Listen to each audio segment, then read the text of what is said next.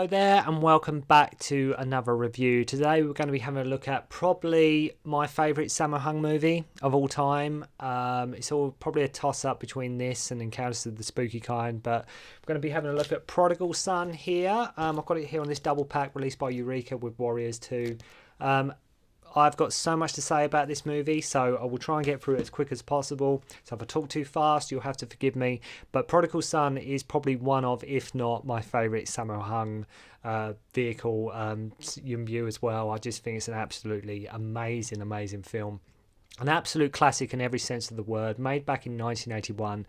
And it was Sammo's second film solely based on the Wing Chun system, the first being Warriors 2 that comes with this release, where Lung Ka-yen plays Lung San, the same character Yuen Biao plays here in this film, which I will get round to reviewing Warriors 2, but I just had to review Prodigal Son first. I know I usually go in order with these things, but I've wanted to get Prodigal Son done because it's like with Police Story 3, it does have a special place for me, this movie. But Prodigal has and will always be a favourite of mine. I mean, Sammo, Yuen Biao, Lam Ching-ying, Frankie Chan all do an amazing job in this. I think even Sammo himself, I read somewhere, even regards this to be his most accomplished work as a director. I think I can definitely agree with that sentiment. I think it's a wonderful, amazing movie. Probably one of my favourite kung fu movies of all time. This was sort of one of the first sort of traditional kung fu films I'd ever seen, which I saw back when I was like 11 or something, when it was on TV. The film was very much revolutionary. And what's so interesting, if you look at this, that the framing and the way the fight scenes were shot were a far cry from what was done before. The speed is more. There's a lot more. The framing and the way the scenes are shot, there's none of this like sort of wider lens, long takes kind of thing. It's what was done before was almost two-dimensional in a sense, what we had up to this point. This was paving the way for sort of what would follow with Hong Kong action movies in the 80s. Excuse me. And that golden era, if Warriors 2 was Sammo learning his craft, Prodigal Son was the example that he had mastered it. You know, if Warriors 2 was Sammo sort of up and coming, Prodigal Son is like sort of Sammo saying, look what I can do, right? This is like sort of him saying, look, I can direct, I can shoot a film, even at the very beginning in the tea house where one of the people taking a dive against Lung San does an over-the-top evil laugh, almost implying that Sammo is mocking the genre and going to take it to new places. More awareness of space in the fight scenes. I mean, they have depth. The filming and editing is a lot more sophisticated. What is interesting to note that the film has a very strong opera vibe and setting behind it, and it was something that Sammo was obviously very knowledgeable about, obviously being in the Peking Opera school with Jackie Chan, Yuen Biao. So it's him sort of paying homage to that in a way. It's very Sammo sort of taking note of his roots, sort of, like I say, moving on from sort of the films he's made before, but just bringing it up to date, but not forgetting his roots at the same time. You can argue that the film is mainly set in two halves. The first half written by Barry Wong, and the second, I think the second half was actually written by Wong Jing. Correct me if I'm wrong. So the film is set in Foshan. We meet Lung San, played by Yuen Biao, regarded to be a good fighter, but all his opponents are paid off by his father to lose. Is this film the best traditional martial arts film ever made? Quite possibly, yeah. It is quite possibly the best traditional martial arts movie, in my opinion. I know, again, that's all subjective, but to me, it's just absolutely incredible. So it starts in the tea house when this guy and the goons are getting Yun's attention as they want to challenge him, pretending he is deaf, so like sort of Yun overhears. Some funny stuff here right away. Like I mentioned, him jumping over the balcony and doing a flip on the table for no reason, and his goons have to carry him back up to the top of the tea house. The fights in this film are much faster and tighter. Lung San is known as the street fighter, but behind his back, people call him the Prodigal Son. I love when Peter Chan, Yun's assistant, goes to pay him for losing, and he's like, what about the fall? And Peter Chan's like, I didn't ask you to do that, because he's paying off all his opponents to lose on purpose so Yun doesn't get hurt. And he's like, yeah, but I took that dive. He's like, I didn't ask you to, I didn't ask you to do that. But it's just so funny. If you watch that scene, he just jumps off the balcony for no reason whatsoever, but it's just funny. It's a great comedy moment there. So it just comes down to this, and like his dad doesn't want him to get hurt, basically. So his friends at one point go to the opera, and we have an absolutely amazing performance from Lam Ching-ying here, complete with the shaved eyebrows. When I first saw him do that slow motion flip, that he does sort of when like sort of the ninjas sort of attack the opera house, it blew my mind. It absolutely blew my mind. You know, when I first saw him do that, when the banner, I mean, God, my jaw just hit the floor. Absolutely, completely hit the floor. Take note of the camera movement in this film as well. It's very different, like I say, as to what have been done before. So his friends think Lam Ching-ying is a woman after seeing him performing in the opera. They approach her and we get some great movement here from Lam. Great speed and tightness, and goes on to paint the dude's face. Worth mentioning as well that Wei Pei is also here. So of hearing this, Yuen Biao goes to confront Lung, I think he's Lung Ti Tai, I think his name is, Lam Ching-ying's character, has he sort of humiliated his friends. This is a guy that is not afraid to speak his mind. Lam Ching-ying's character doesn't suffer fools. He is not afraid to voice his opinion. He's very strong-willed, and he's, like I say, a master of Wing Chun and martial arts. So he's not going to be humiliated. He's like I say, he's a skilled practitioner of Wing Chun. He informs him that all his opponents are paid to lose. Like, he doesn't care. He just tells Yuen Biao the truth. He tells Lung San exactly what's been going on. Everybody else has been keeping it a secret, but this guy, Lam Ching-ying's character, just doesn't care. He just tells him outright, look, all your opponents are paid to lose. You're not as good as you think you are. There's just something so special about this movie. The look, the way it's filmed, Lam using the Wing Chun system way before sort of Donnie Yen made it hugely popular, sort of in the Ip Man movies. You know, like Warriors 2 and this film, Sammo very much focusing on that Wing Chun style work, which is obviously a style that he'd loved working with. I say very much, you know, really does show off the Wing Chun system. So realising he isn't good as he thought after being embarrassed and shamed by Lam, he challenges his subordinates who beat him too. You actually feel for Lung San as he doesn't want this. Naturally, he wants, like, sort of Lam Ching-ying to be his master. So after his father buys the opera, Yuen goes with them in the hope to get him to submit to be his teacher. So he's like, right, I bought the opera. No, because his father's wealthy, you can go along.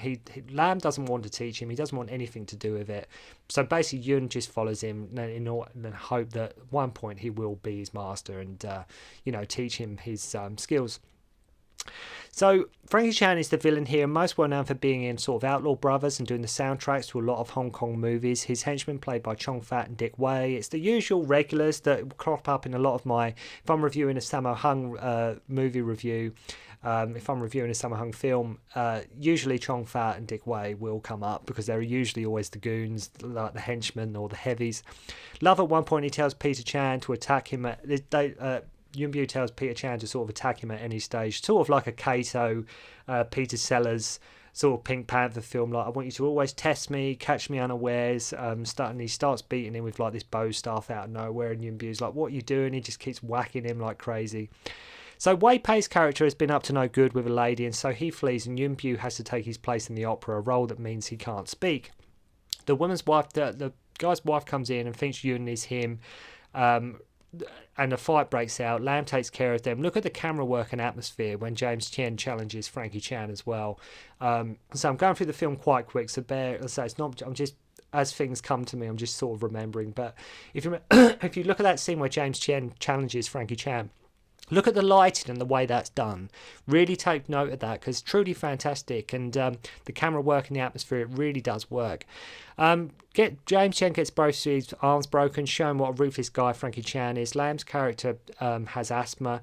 I love it when Yuen brings him some barbecue pork, and Lam tries to act sort of like not interested, even though he's very much. He's very similar to sort of foreshadows sort of his kind of Mr. Vampire role, Lam Ching-ying here, just in the way the character is, like trying to be upright and professional all the time, but at the same time do having your weak moments and do having times where you may not be the best master in the world or as sophisticated as you think. After seeing his skills fight on stage, Frankie invites him to dinner and wants to challenge Lam, who immediately dislikes him. They use and what's great about this scene is they use the term sort of compare notes, which basically means they're going to have a fight and just basically going to have a spar to test each other's skills and see, you know, who's the more competent fighter. Great fast fluid fight here, just superb stuff. Realising he is ill, Frankie stops the fight, and turns out Frankie is a prodigal son as well and also being protected and guarded. His assistants are even told to kill experts first if conflict looks unavoidable. So this leads to them slaughtering everyone in the opera house. Not sure why they all had to die. I know, because basically Frankie Chan's character, his dad is a lot more ruthless than sort of Yuen Biao's dad. He's sort of like, if anybody's an expert, kill him. You know, I do not want them even getting anywhere near my son. So Lam Ching-ying, they could see, is obviously really skilled, right? They can tell he is a skilled practitioner of Wing Chun, and basically he could own Frankie Chan. They decide, I'm not sure why they have to kill everybody in the opera. I do not know why that is, but it does, in the context of the plot and the film, it does sort of work. I say, not sure why they all had to die. And like, Lam Ching-ying is the only one who's a threat to him.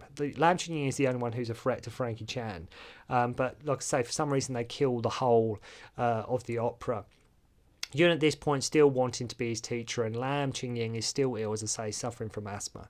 So the film is very brutal in this part of the movie. Like I say, dressed like ninjas, assaulting the opera troupe, much akin to something like you would see, or like what happens in sort of Duel to the Death, directed by Ching Su-tung. Yuen gets knocked out, and everyone else gets their throat slit in their sleep, which is quite horrific. It's quite brutal in the way it's shot. Much like my previous review of Magnificent Butcher, Sammo Hung was never one for subtleties, right? Sammo was always he was a lot more, say, harder edged than sort of a Jackie Chan vehicle. His films were almost, they were a lot more serious than Jackie's. The comedy was still there, but Sammo would take things a bit further, a bit more extreme, Sammo's films, and like Prodigal Son is no exception.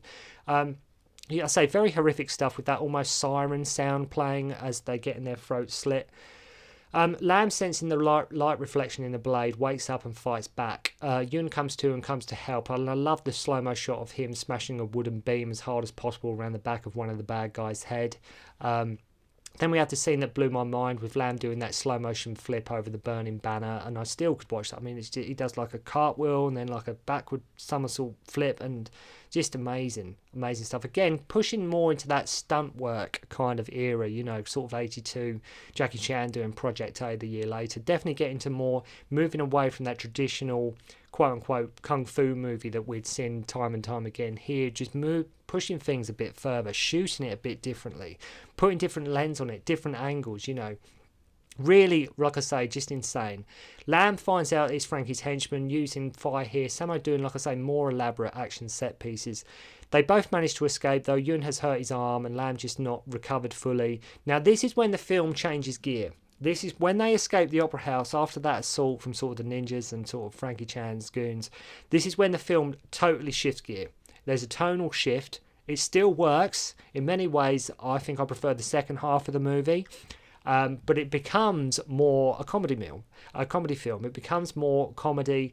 It does totally change. And it goes into where we meet Sammo's character.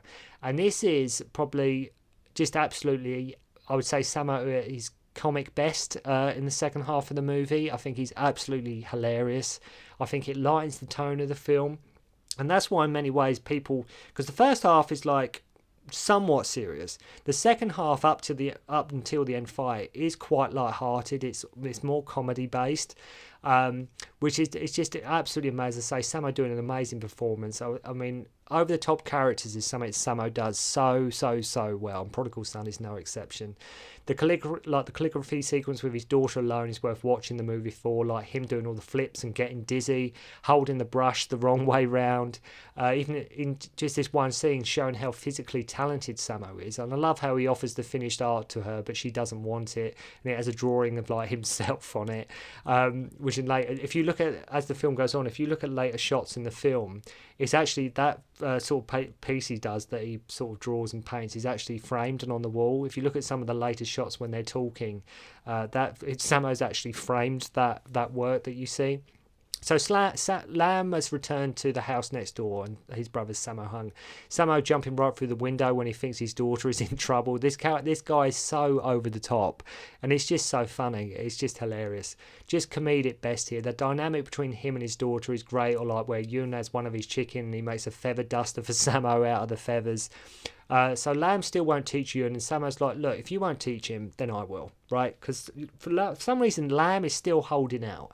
Lam is still reluctant to teach him. He still doesn't want to, give him the benefit of the doubt. He's still, holding on to, for whatever reason. Yuen gives him a dressing down, says basically how everyone, if everyone was like you, if everybody had this mentality, nothing would get passed on. You know, if every like master out there was exactly like you, nothing at all would get passed on. There'd be no students, there'd be no new pupils or anything like that. Because if you're just keeping the style and your skills to yourself, how do you expect other people to teach it as well to other people? And he sort of basically just puts Lam in his place. He basically just, like I say, gives him a real dressing down and says, look, why are you doing this? So, like I say, really does put Lam in his place. So he finally accepts, and I love how him and Sammo are basically competing with their teaching methods, and it's all good fun stuff here. As I say, it's very much more light-hearted in this second part, Prodigal Son, but it still works as an overall film. It's nice because, as I say, the gas lets up a bit, and you just enjoy some. Once Sammo appears, you're just in, like I say, comedy kung fu heaven. Just say really funny stuff. So the footwork on this film is nothing short of amazing. The footwork and the legwork is absolutely incredible. Love Sammo trying to show the range of his legwork by flipping a vase in the air and missing it completely at one point. So Sammo's character knows long and short systems, whereas only Lam knows the short, I believe. I think that's what it is. I think Sammo knows the long and just the long, but he knows the short. So Yuen has to learn from both of them to get the best of both styles. Sammo here as well, really showing how brutal Wing Chun is as a system, as a fighting dynamic. He's like, like if your opponent is wounded, then keep attacking the wound. Like, I think that obviously I've not studied Wing Chun myself, but it's like how brutal and harsh it is. Like if your opponent is injured in any way, then keep attacking that wound. That's where their weak spot is. So to sort of get them down to sort of impair your enemy, keep attacking that wound. A little trivia here: when Peter Chan puts the tablet in the water so he can see Lung San again, he is actually playing the same evil priest that he played in Spooky Encounters, and it's almost like a Sammo Hung, in a way, sort of cinematic universe, if you can imagine such a thing. So like Prodigal Son is actually set in the same universe as Encounters of the Spooky Kind, because as I say, Peter Chan, when it's him playing both characters, like Lung San's assistant and the evil sort of priest when he puts the tablet in the water. But if he exists in this film and he existed in Encounters of the Spooky Kind, one could argue they're actually set in the same universe. So Yuen and Lam return to Foshan. Frankie wants to challenge Yuen, realising that he is his student. Lam wants to know why he tried to kill them and his assistants kill Lam Ching-ying. Frankie having no idea of this, and they actually get beheaded as well, Chong Fat and Dick Wei. But it wasn't Frankie's fault. Like, Frankie had no idea this was going on. Frankie was totally unaware that this was happening. So he's just as much, but he still has to pay for what happened. But the damage has been done. And his father is like a Manchu. So the end fight in Prodigal Son, it's Prodigal Son versus Prodigal Son, basically. And what an end fight it is. What an absolute barnstorming fight it is. Speed, precision, the editing, the whole sequence is just so aggressive. Headbutts, even the score in this is a much better score than most Kung Fu movies. I think they won. I think the action choreography of Lam Ching-ying had a lot to do with it. Yuen Biao, obviously, Sammo Hung. I think they did win an award at the Hong Kong Awards. Correct me if I'm wrong, but I think it won Best Action Choreography. And like I say, I don't want to keep you here any longer than necessary, but I cannot stress how important and how amazing Prodigal Son is. It really was sort of a change in time and pace, and just the way sort of Kung Fu Hong Kong action movies were done. And this was sort of, like I say, just them getting into the more stunt work, more elaborate fight sequences, shot a bit differently.